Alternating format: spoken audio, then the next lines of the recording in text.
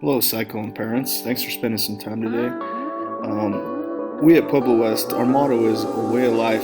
Respect is a way of life at Pueblo West High. Today we're going to discuss the issue of cyberbullying in our schools. First of all, what is cyberbullying?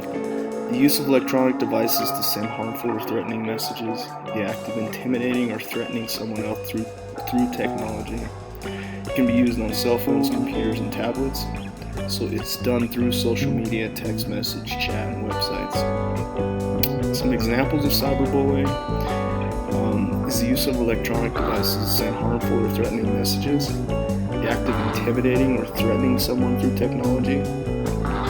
It can be done on cell phones, computers, tablets, in social media, text message, chat, and websites.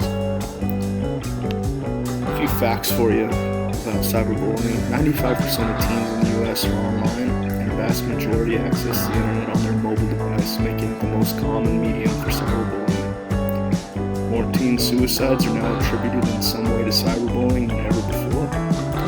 More than 1 in 10 students admitted to cyberbullying someone else at least once. 70% of school students from a poll of 20,000 said that someone spread rumors about them online. How can you help as parents?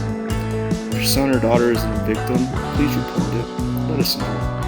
Please talk to your children about cyberbullying, the effects it can have on other individuals, and what they can do if they can see it and how they can help stop it. Monitor online usage. Monitor their accounts. Help us any way you can. Watch for the effects of cyberbullying in your son or daughter. Here are the effects of cyberbullying. First of all, depression. Watch for student withdrawal. See if they're hanging out with the same friends, spending the same amount of time with their friends. Check their grades. Make sure their grades stay steady. If you see a decline in their grades, please contact us. If they're mentally traumatized, change in attitude, how they act. And the last one is suicide. Places that cyberbullying happens most is on social media: Facebook, Snapchat, Instagram, WhatsApp, YouTube, and TikTok.